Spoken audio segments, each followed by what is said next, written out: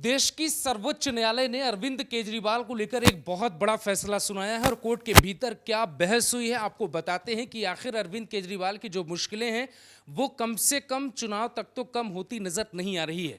यानी कि 1 जून तक इस देश में चुनाव है और 1 जून के पहले तक अरविंद केजरीवाल को किसी भी हाल में जमानत नहीं मिल सकती और यह फैसला सुप्रीम कोर्ट का है। सुप्रीम कोर्ट से आगे कोई कोर्ट जाकर उन्हें जमानत नहीं दे सकती। तो ये जो कोर्ट के भीतर अभिषेक मनु सिंघवी जो अरविंद केजरीवाल के वकील हैं और तुषार मेहता जो सरकार की तरफ से हैं, उन दोनों के बीच में एक दिलचस्प बहस हुई है और सुप्रीम कोर्ट ने एक शब्द में यह कहा है कि अभी चुनाव चल रहे हैं और चुनाव के दौरान अगर आपको जमानत दे दी जाएगी तो आप सरकारी काम में दखल डालेंगे।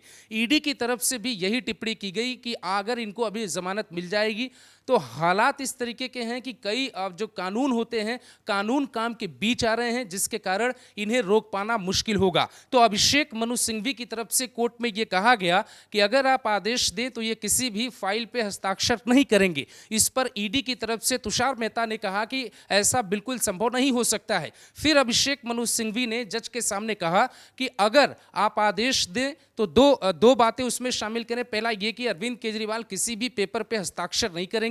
दूसरा ये कि एलजी जो उपराज्यपाल हैं दिल्ली के, वो भी किसी पेपर पे लेकर या किसी सरकारी काम में हस्ताक्षर के लिए दबाव नहीं डालेंगे। तो अरविंद केजरीवाल की पूरी सरकार आखिर दिल्ली में चाहती क्या है? ऐसी कौन सी सरकार है जो बिना हस्ताक्षर ही चलेगी? सवाल दूसरा, सुप्रीम कोर्ट में बहस के दौरान ईडी ने स्पष्ट शब्दों में कहा है कि अरविंद केजरीवाल को चुनाव के दौरान हम बाहर नहीं देख सकते क्योंकि वो सरकारी काम के साथ साथ दिल्ली की सरकार में और सबूतों के साथ भी छेड़छाड़ हो सकता है।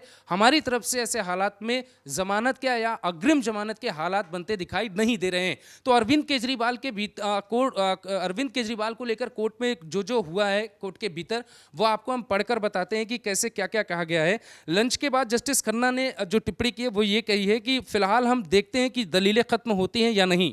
अगर नहीं तो परसों यानी कि 9 मई की डेट देंगे, अगर संभव नहीं हुआ तो अगले हफ्ते की तारीख देंगे, यानी कि वहां भी एक सुनवाई होगी। इससे पहले दिल्ली के जो राउज एवेन्यू कोर्ट ने भी केजरीवाल की न्यायिक हिरासत 20 मई तक बढ़ा दी थी। तो ये फैसला भी कोर्ट के भीतर होना था कि अगर सुप्रीम कोर्ट अग्रिम जमानत की तरफ राजी होता है तो फिर जो दूसरे कोर्ट का जो फैसला है 20 मई तक जो उनको न्यायिक हिरासत में रखने का आदेश दिया गया उसमें क्या होता है। लेकिन इसके पहले कोर्ट में जो बहस हुई, अभिषेक मनु सिंघवी जो केजरीवाल के वकील हैं, कांग्रेस के नेता हैं, उन्होंने ये टिप्पणी की कि हम किसी फाइल पर साइन नहीं करेंगे। शर्त है कि एलजी किसी भी काम को इस आधार पर ना रोके कि फाइल पर साइन नहीं है। ऐसा कुछ नहीं बोलूंगा जो नुकसान पहुंचाने वाला हो। चूंकि वो अभिषेक मनु सिंघवी ऐसा कह रहे थे कि ऐसा कुछ नहीं बोलूंगा जो नुकसान पहुंचाने वाला हो। वो चूंकि अरविंद केजरीवाल के वकील हैं और वकील जो है इस तरीके से ही लैंग्वेज का इस्तेमाल जज के सामने करते हैं। सॉलिसिटर जनरल तुषार मेहता ने जो इसका विरोध करते हुए जो टिप्पणी की है वो आपको सुनाते हैं। उन्होंने कहा कि मुख्यमंत्री और आम आदमी पार्टी में फर्क किया जाना सही नहीं है। ये बहुत बड़ी लाइन है। इस लाइन के पीछे की कहानी भी आपको समझनी होगी, लेकिन पहले सुनिए कि कोर्ट में क्या बात हुई है। राजनेताओं के लिए अलग कैटेगरी ना बनाया जाए, जनता के बीच गलत संदेश जाएगा।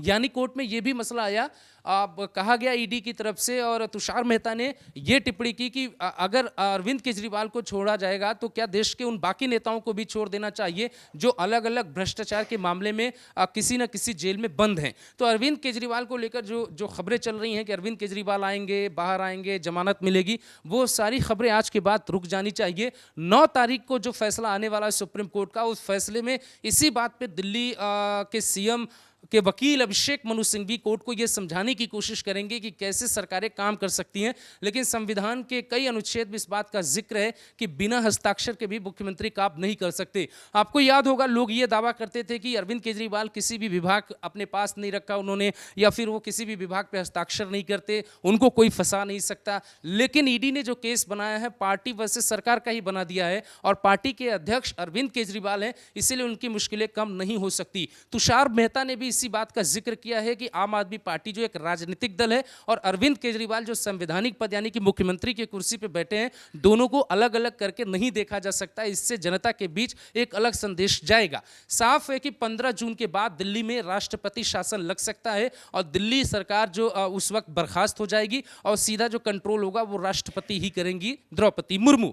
यहां एक बात और समझनी होगी कि इसी केस में एलजी ने एक लेटर लिखा है एनआईए को और एनआईए से ये कहा है कि हमारे पास एक लेटर आया है जिसमें यह दावा किया गया है कि अरविंद केजरीवाल ने कुछ ऐसे संगठन से पैसे लिए हैं जो संगठन इंडिया में बैन है और जो पंजाब को अलग करने की मांग करते हैं कनाडा और अमेरिका में बैठकर, और उनकी एक मुलाकात अमेरिका में हुई है। इस बात का जिक्र राज्यपाल उपराज्यपाल के लेटर में किया गया है। तो तमाम ये जो दावे उससे साफ समझ में आता है कि अगर आने वाले वक्त में एनआईए की एंट्री इस पूरे केस में हो जाती है तो अरविंद केजरीवाल को हाल फिलहाल में जमानत नहीं मिलेगी और पार्टी का अब क्या होगा उस पर भी लोगों को सोचना होगा।